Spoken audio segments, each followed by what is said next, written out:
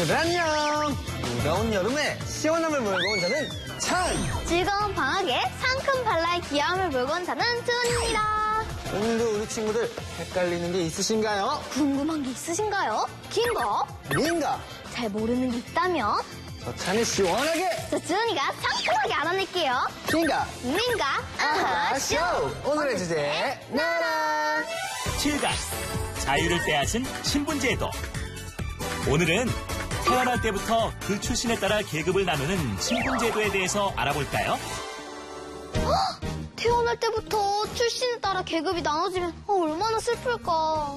아주 불공평한 제도지. 자, 그럼 여기서 오늘의 첫 번째 긴가민가 주제 나갑니다. 이것은 청동기 시대 유물인 고인돌입니다. 고인돌은 청동기 시대 신분이 높은 사람의 땡땡이었다고 합니다. 과연 무엇이었을까요? 저도 비슷한 거 본 적 있는 것 같은데? 어디서?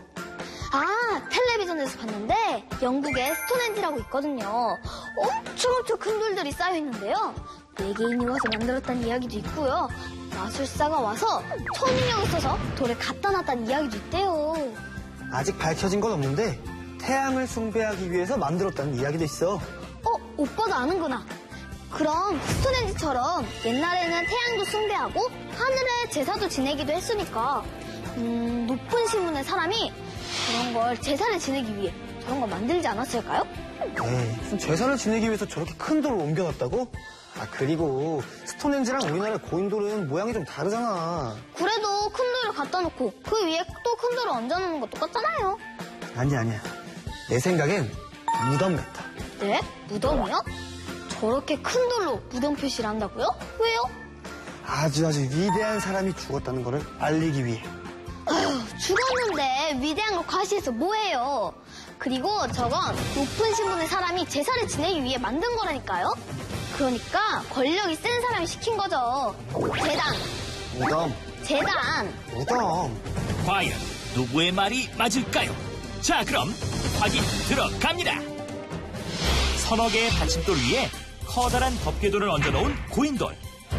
고이다라는 말은 기울어지거나 쓰러지지 않게 받치다라는 뜻으로 받침돌로 덮개돌을 고였다 해서 고인돌이라고 하는데요.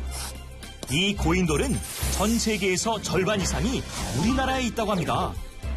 그런데 1982년 충청북도 제천시 황성리에서 발굴된 고인돌에서 사람의 뼈가 발견이 되면서 고인돌이 권력을 지닌 지배자의 무덤이라는 것이 증명되기 시작했죠. 황성리 고인돌에서는 사람의 뼈 외에도 돌로 만든 반달돌칼과 돌화살촉, 청동검, 옥장신구 같은 다양한 유물이 발견되었는데요. 이 유물을 조사한 결과 기원전 2000여 년 전인 청동기 시대에 묻혀진 걸로 밝혀졌습니다. 이런 유물과 함께 수십 톤이 넘는 큰 덮개돌의 규모를 보면 수많은 사람을 동원할 수 있는 힘을 가졌던 지배자의 무덤이라는 것을 알 수 있어요. 이렇게 무거운 돌을 어떻게 옮겼을까요?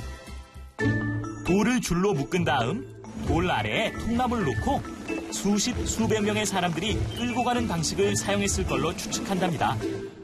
그리고는 미리 파둔 구덩이에 지렛대의 원리를 이용해 괸돌을 넣고 작은 돌들로 단단히 고정하고 그 위에 흙을 산처럼 쌓은 다음 통나무를 올려놓고 덮개돌을 끌어올리고 흙을 파내는 방법을 사용했던 거죠.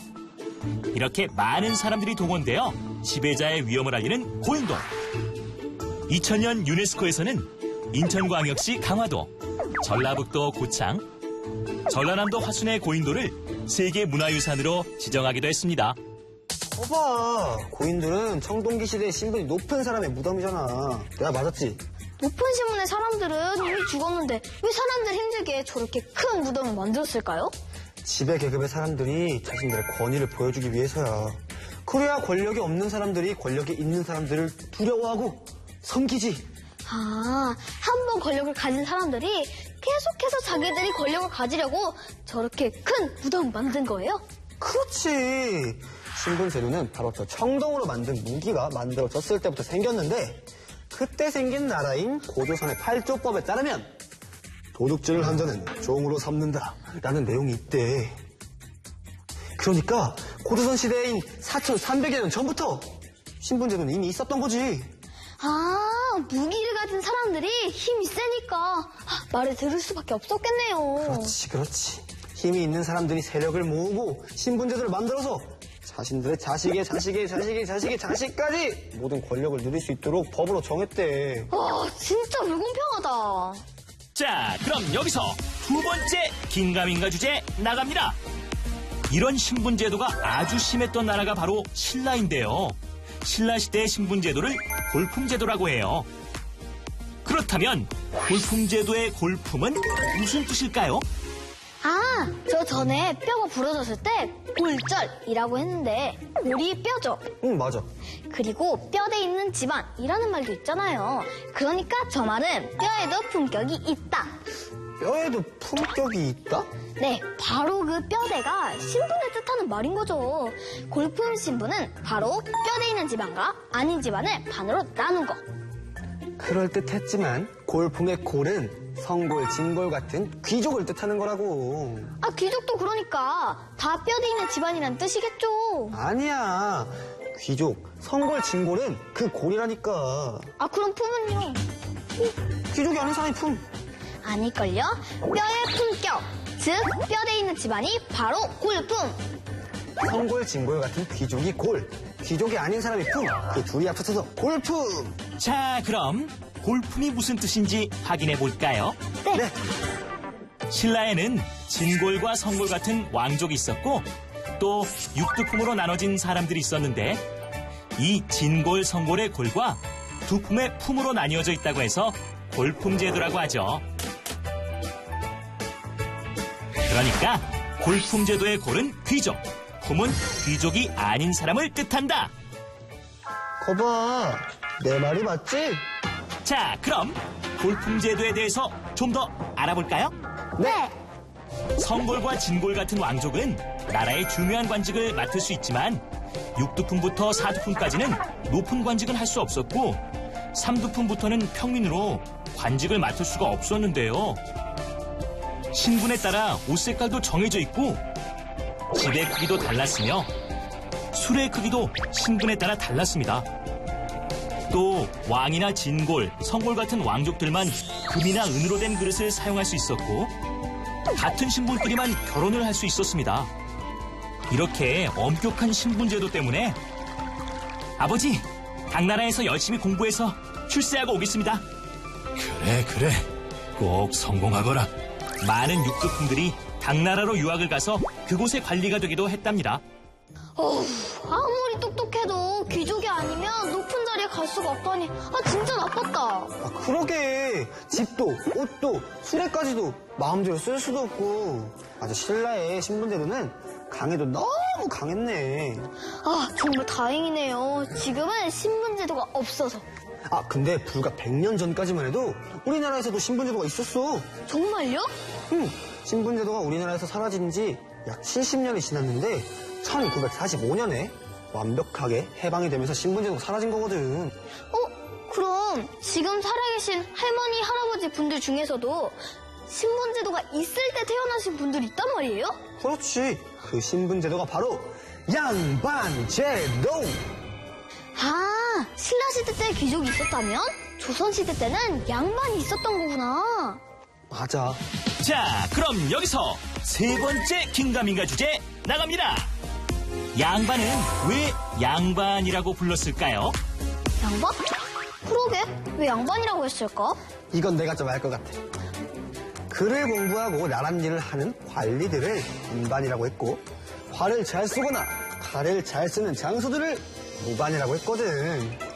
그러니까 문반반, 무반반 이렇게 둘이 섞여서 양반이라고 하지 않았을까?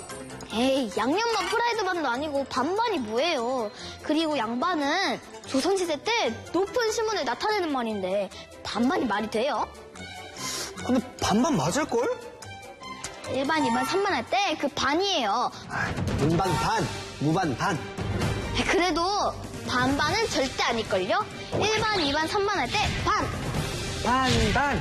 자, 그럼 왜 양반이라고 불렀는지 확인해 볼까요? 네. 고려 광종 때 시작된 과거제도는 과거 시험을 통해서 관리가 되는 문관과 장군처럼 군사적인 나란 일을 하는 무관으로 나뉘었어요. 조정에서 임금님을 중심으로 신하들이 모여 있을 때 동쪽에는 문관이, 서쪽에는 무관이 반반씩 서 있어서 문관을 문관으로, 무관을 무반으로 불렀어요. 이 문반과 무반을 합쳐서 양반이라고 불렀습니다. 그러니까 양반은 문관반, 무관반이라는 뜻이에요. 아, 양반이 반반을 합쳐서 부른 게 맞다니. 맞지, 맞지? 자, 그럼 양반제도에 대해서 또 알아볼까요? 나랏일을 하던 양반이 자리를 잡으면서 그 가족과 가문까지도 양반이라 부르게 되었고 조선의 지배계층이 되었어요. 양반 밑에는 마을의 일을 돌보거나 기술직에서 일을 하는 중인, 농민과 상인 같은 상민계층이 있었고 양반의 소유물이었던 노비와 소잡는 백정처럼 매우 힘들게 사는 천민 계급이 있었어요. 소수의 양반이 권리를 가지면서 다수의 백성들이 대우를 받지 못했답니다. 말도 안 돼. 이렇게 무시하는데 천민이 어떻게 살았을까요?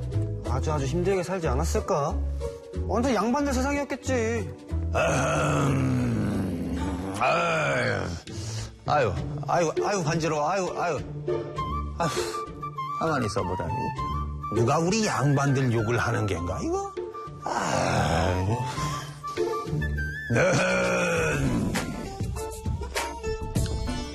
억울하면 양반하라고. 뒤에서 그렇게 욕하지들 말고. 우리라고 뭐 다 좋은 줄 아는가? 이렇게 품위 있게 걸어야 하고. 아유, 배가 갑자기 왜 이러냐, 이거. 아유, 큰일 났네. 이거 집이 바로 저 그 앞인데. 나오고서. 아유. 양반 체면에 이거 뛸 수도 없고, 이거 큰일 났네. 아유, 나오고서. 아이고, 나으리. 무슨 일이셔요? 내가 아주 급한 사정이 생겨서 그렇다걸. 뭔데요? 지가 후딱 댕겨올게요. 아니야. 내가 직접 가야 하느니라. 자, 보자. 아니, 급한 사정이 생기셨다면서 이렇게 천천히 걸어가시면 내일이나 도착하시겠네요. 얼른 뛰어가셔요. 야, 이놈아. 양반에게는 양반의 법도가 있는 것이지. 니들 천한 것들이랑은 차원이 다르시다. 이 말이다.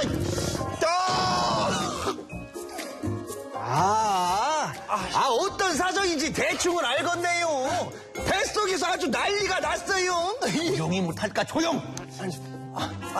아이고, 양반이시라 안 되시겠으면 지한테 업히셔요. 지가 대신 띄워드릴게요. 그래, 그러자.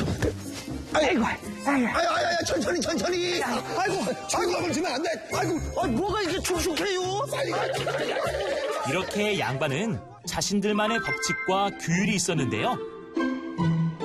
과거를 통해 관리가 되면 나란 일에 참여했지만 관리가 되지 않아도 평생 일을 하지 않고 사서삼경과 같은 유교 경전을 공부했죠. 또 나라에 세금도 내지 않고 군대도 가지 않았죠. 군대나 나라에 큰 건물을 지을 때는 주로 양인인 농민들이 동원됐습니다. 오죽하면은 양반 팔자라는 말이 생겨났겠슈. 시상에서 제일 누다가 편한 게 양반이어요. 일은 종이라고 불리는 우덜 노비들이 다 하는데 말이에요. 마당 쓸다 누구랑 얘기를 하는 게냐? 계속 마당 쓸고 있었슈. 이놈이 어디 종주제에 양반인 나에게 그 말대답을 따박따박 하는 게냐? 아이고, 잘못했구만요. 용서해 주셔라. 이런 고얀 놈긴. 잘못했구만요. 우리 양반이라고 다 편한 게 아닙니다. 우리도 말 못할 사정이라는 게 있다, 이 말이에요. 아무리 급해도 뛰어다닐 수가 없고. 아유, 덥다, 더워. 아이고, 더우실만도 하네요. 도대체 옷을 몇 겹이나 깨입으신 거예요? 아이고, 머리까지. 아이고, 꼼꼼하게도 챙겨 입으셨네요. 이 더운 날에. 야, 이 녀석아. 니들이야 아무렇게나 입어도 되겠지만 우리 양반들은 채통이라는 게 있어서 그렇게 입을 수가 없어. 저 맨발 꼬락서니 하고서는 아유. 아이, 양반 나으리든 뭐가 그렇게 안 되는 게 많으시대요? 양반이니까 채통이 있어야 하니까 빨리 일 안 해? 아, 계속 쓰고 있었슈. 녀석이. 우와, 일도 안 하고 세금도 안 내고 양반들은 뭐든지 할 수 있었네. 근데 양반보다 일반 백성이 더 많았을 텐데 어떻게 그렇게 신분 제도가 오래 유지됐을까요? 아, 그건요. 고려시대 때 만적이나 만이, 망소이 같은 천민들이 신분 제도를 없애기 위해 난을 일으키기도 했지만 결국 실패했고, 세계 곳곳에서 신분 제도를 없애기 위해서 많은 사람들이 피를 흘렸어요. 특히 프랑스에서는 1789년 시민혁명이 일어나기도 했어요. 그럼 우리나라는요? 우리나라는 1894년 전봉준이 평등 사상을 주장하면서 동학 농민운동을 벌였지만 실패하고 말았어요. 아, 그 뒤로 신분제도는 바보개혁 때 철폐가 되지만 해방이 될 때까지도 양반과 상인은 구분이 되었어요. 나도 이제 이 공명첩을 샀다 이거야. 나도 이제 양반이 됐다고, 양반이! 그럼 양반처럼 옷도 한 벌 뽑아 입고 양반처럼 한번 걸어볼까? 이야. 얼씨구, 이거 전박이 놈이 여기서 뭐 하는 거냐? 나도 이제 같은 양반이요. 같은 양반? 그렇소. 야, 이 녀석아, 정신 차리고 빨리 가서 장작이나 패라, 이놈아! 장작은 내가 팰 게 아니지. 야, 이놈이! 야, 이놈이! 차차차차차차차차! 저 사람이 산 게 뭐예요? 나라에서 돈을 받고 양반 신분을 팔았던 공명첩이에요. 저 공명첩에 이름을 올리면 양반이 될 수 있었거든요. 양반을 돈을 주고 산 거예요? 아, 그래서 조선 후기 때 돈이 있는 사람들이 너도 나도 다 양반이 돼가지고 우리가 모두가 양반의 후손이라는 얘기가 있구나. 맞습니다. 조선 후기에 상업이 발달하면서 재산이 많아진 중인과 노비와 상민 계층들이 공명첩을 사서 신분을 바꾸기도 했고, 신분 제도가 없어진 다음에는 족보를 사고 팔기도 했죠. 이렇게 오늘은 신분이 낮은 사람들의 자유를 뺏고 권력을 가진 사람들을 위한 신분 제도에 대해서 알아봤는데요. 어떻게 궁금증이 시원하게 풀리셨나요? 소금발랄한 주은이와 시원한 남자 참과 함께하는 긴거 민가 아하 쇼! 다음 시간에도 꼭꼭꼭 또 만나요. 안녕!